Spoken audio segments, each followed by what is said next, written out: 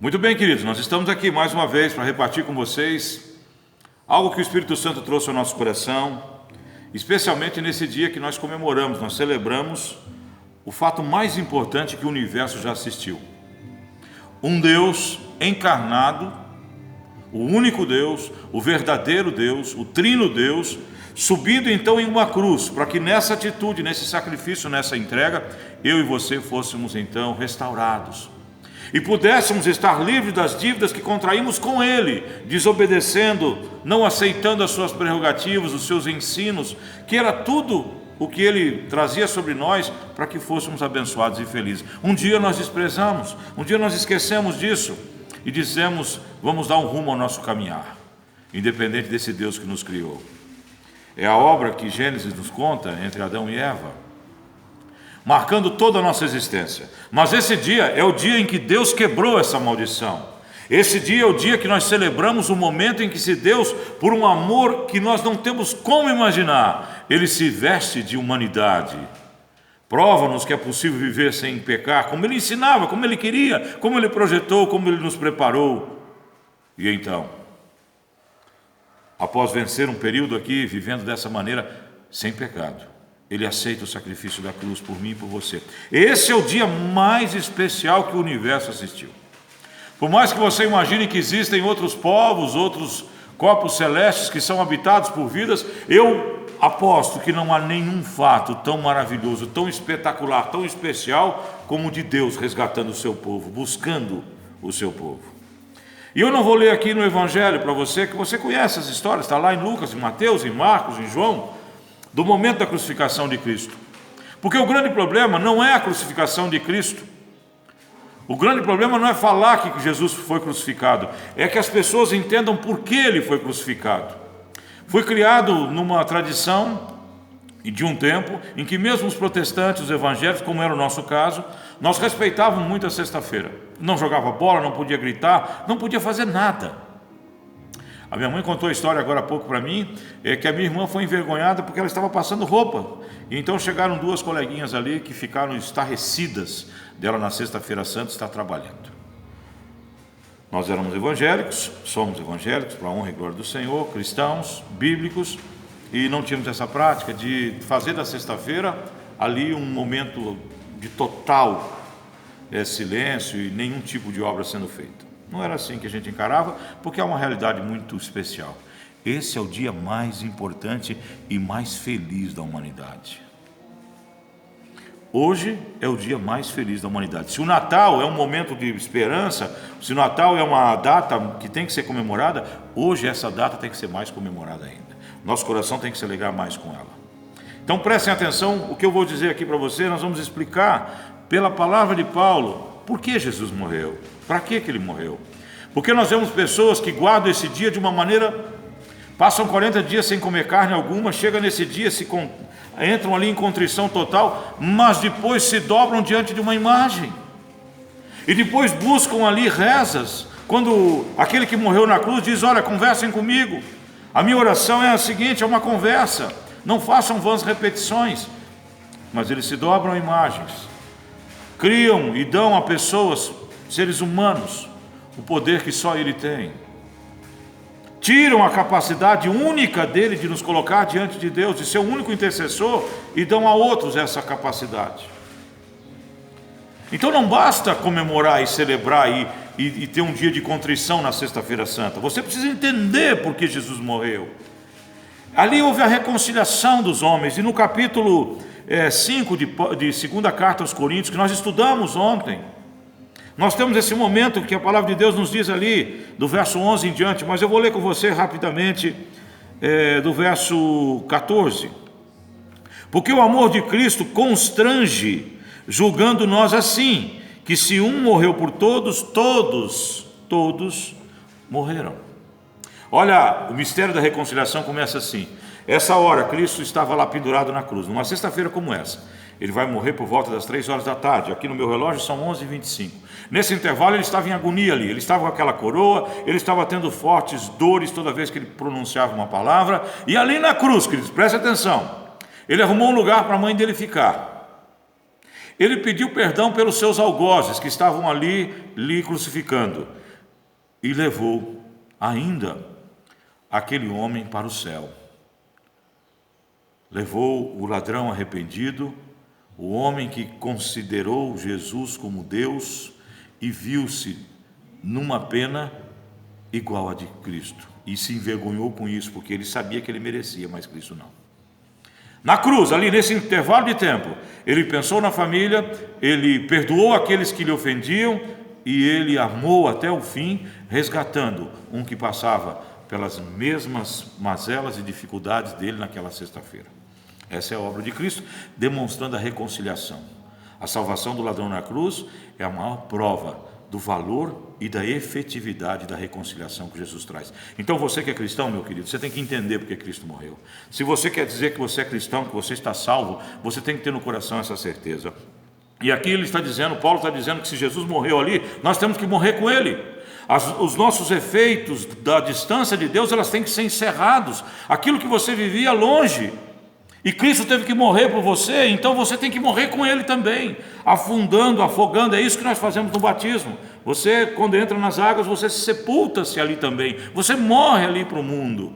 Essa é uma teoria, na verdade não é uma teoria, é uma realidade dessa reconciliação. No verso 15 ele diz, ele morreu por todos, para que os que vivem não vivam mais para si, mas para aquele que por eles morreu e ressuscitou. Você estava fadado à perdição, você estava fadado a uma eternidade sem Deus, sem a presença dele. Então vem Jesus, te ama de uma maneira poderosa, sobe naquela cruz e te resgata. Então ele já te criou, você se afastou, mas ele te comprou de volta, ele te resgatou. Ele te restaurou. Por isso que Jesus é o nosso resgatador. Por isso que Jesus é o nosso salvador, é o nosso redentor. Havia uma lei que nos estabelecia a eternidade longe de Deus. Mas ele veio e quebrou essa lei. Trouxe redenção sobre nós. Assim como o Brasil, por vergonha, foi o último país a libertar os escravos negros ali no século XIX, quando a lei que a princesa Isabel assinou trazia alforria, trazia sobre eles a redenção. Os negros no Brasil não seriam mais escravos.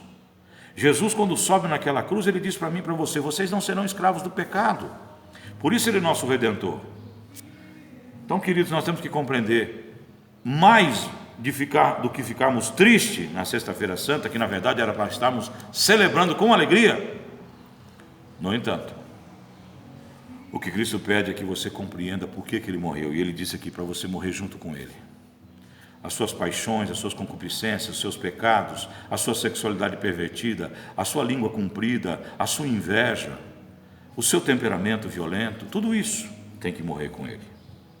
Verso 16, é assim que daqui por diante ninguém conhecemos segundo a carne. E ainda que também tenhamos conhecido Cristo segundo a carne, contudo agora já não conhecemos dessa maneira mais. Jesus veio em carne, foi ali colocado naquela cruz, morreu, ao terceiro dia ressuscitou, e de hoje em diante nós o conhecemos na sua glória, no seu poder. E assim como Jesus deixou de ser alguém que tinha uma existência pautada também pela carne, você tem que fazer o mesmo.